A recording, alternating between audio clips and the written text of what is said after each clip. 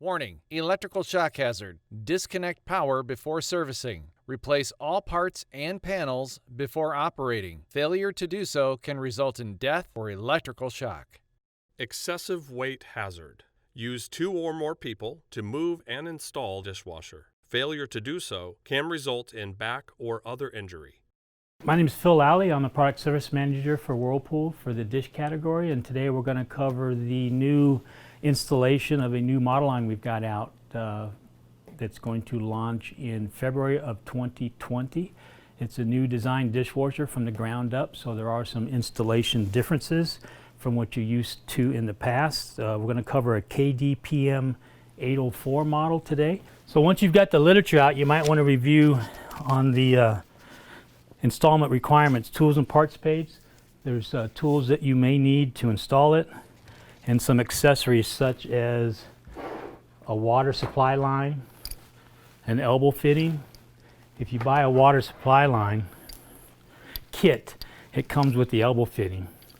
Or if you're not replacing the water line, you still need to purchase a 3/4 inch to 3/8 inch elbow fitting to connect your old water supply to the dishwasher. Drain hose is supplied with the dishwasher. You also need a power cord. Now this model line has 2 new power cords as accessories. We've gone away from the old wire nuts in the terminal box to an actual terminal with screws. So the difference in the power cords on the end, on the green, the black and white, there's actually eyelets on it that you're going to put a screw through it into a terminal box rather than the old style wire nuts. So the customer or the installer will need to purchase or supply the dishwasher with the power cord. We have 2 model numbers or 2 part numbers. The only difference is the end. One has a straight plug and one has a right angle 90-degree plug. All right, one of the first things we're going to do is remove the toe panel. It's got 2 black 5/16 inch screws on the bottom.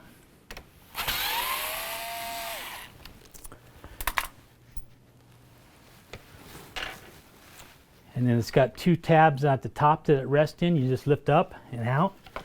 And it's a 2-piece toe panel in the front.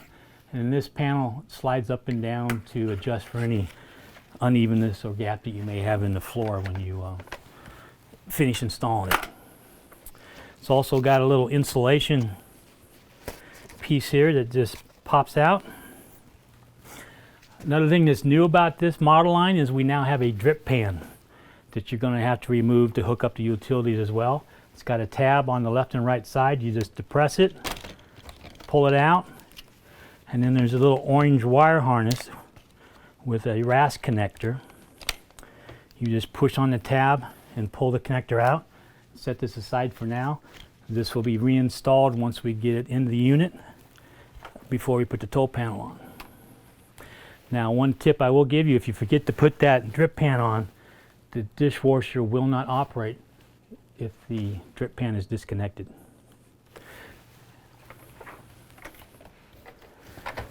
So the next thing you do is you take the electrical junction box cover off. That's a 1/4 inch or T20 screw. Once you get the screw out, you just lift up on it with a flat bladed screwdriver. Comes right off, and this is the terminal box I was talking about. In the past, our power cord or hardwire came in through here, and there was 3 wire nuts. Now we actually have a terminal box where you're going to take the screw out, put it through the eyelet, and screw it back down. So we're going to demonstrate using a power cord. If you were using a hardwire installation, you would do that further on in the installation. You'd have it taped to the floor, so you slide the dishwasher into the cutout over the hardwire, and then you hook it up at that time. But for a power cord model, you're going to do it while you've got it on its back and you're hooking up the utilities, the water supply, the electrical, and the drain hose. You always want to make sure you use a strain relief on the power cord or the hard wire. All right, once you get the strain relief and the nut on it, You can pull the green ground screw out, put it through the green ground eyelet.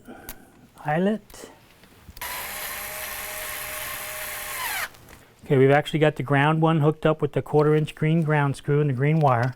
Now you're going to pull the Phillips head screw out. Then you're going to go black to black and white to white. You can put the screw through the eyelet.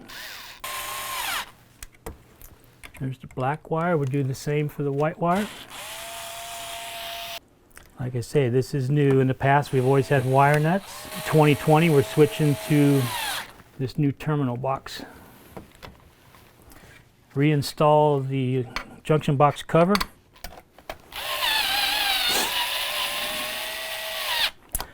So that covers the power cord. Then you want to route it down the back and out. So the next thing we're going to hook up is the drain hose. And with the literature that came in the product, there's a miscellaneous parts bag that will have the anchors that you anchor the unit to the cabinet, 2 clamps, a silver and a red one, and 2 anchor screws. The red clamp is for the end of the drain hose that goes under the sink to your disposal, and the silver clamp goes on this 110-degree elbow end for the bottom of the dishwasher. Okay, for this model line, we've got a new drain port connection. It's on the left side rear of the unit. So you're going to take your end with the 110-degree elbow on it. You're going to use the silver clamp. And you want to hook it onto that drain port, again with the silver clamp. And then just like you did with the power cord, you're going to route it out the back underneath the rear leg, just like this. And the reason we're doing that is so when you finally set it up, you're not setting up on top of the power cord, the drain hose, or the water supply. We always recommend a new water supply line when you're ever installing a dishwasher. And there's 2 parts to a water supply line. One is if you buy the water supply line kit, it comes with the 90-degree elbow. If you do not replace the water supply line, you'll still need to purchase a elbow fitting for the water supply that will connect to your existing water supply line. So you're going to take your brass 3/8, 3/4 inch fitting. You want to start it by hand onto the fill valve, tighten it as tight as you can get it by hand. If it doesn't screw on really easily, you might be cross-threading it. You want to take it off and start over. Once you get it as tight as you can with your hand, take a pair of pliers, and all you need to give it is a 1/4 to a 1/2 turn facing back, and again route it out the rear along with your drain hose and your water supply line. Before you set it up, you want to adjust your rear legs to the proper height for the countertop. So measure from the floor to the underside. In this case, we've got 34.5. The dishwasher comes preset from the factory at 33.5. You want to adjust the rear legs out 1 inch before you slide it into the cutout, because once you get it into the cutout, you can't adjust the rear legs.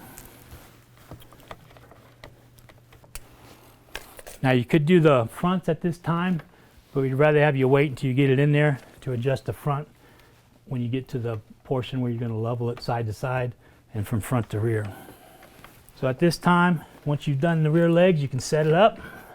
So once you get it stood up and get ready to slide it in, you're going to route utilities kind of like an umbilical cord out the back, and you're going to route them through the bottom, rear, or right side depending on where the sink is. And you've got the drain hose, the water supply, and the electrical.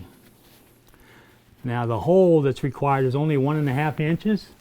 And a lot of guys ask me, how do you get all this through a 1.5 inch hole? You put the plug in first, and then you do the water supply. And lastly, you do your drain hose, because you can squish it down to fit through the remainder of the hole. Warning: electrical shock hazard. Plug into a grounded 3-prong outlet. Do not remove ground prong. Do not use an adapter. Do not use an extension cord. Failure to follow these instructions can result in death, fire, or electrical shock. So at this time, you want to hook your water supply, your drain hose up.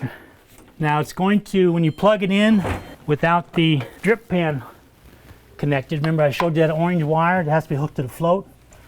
Until you plug that in, it's going to beep and go crazy because it's telling you the drip pan's not plugged in. And if you got a digital display model, it will actually say F8 E4. So this is the end of the water supply. I just finished hooking up the water supply. This is the end of the drain hose that's got 2 different dimensions on the hose. The big one is usually for a garbage disposal, but if you've got a P-trap port, it's a smaller diameter, so you cut it right here, so you can put it on the smaller diameter. And you can use a hose clamp, or if it's disposal, you use the red clamp. All right, so under the sink, we've got the electrical power cord plugged in, the water supply hooked up, turned on, and the drain hose hooked up to the drain port. If the disposer has not been used in conjunction with the dishwasher before, you will need to knock out the drain tube plug using a screwdriver and hammer.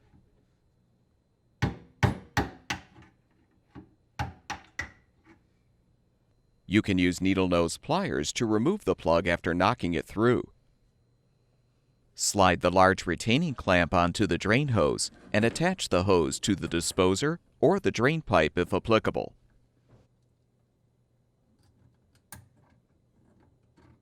Okay, in the installation that we just did the video on, I used the power cord, but at certain times you're going to see a hard wire or direct wire, which is conduit, such as this. It's basically the same hookup, black to black, white to white, and green or bare wire to ground.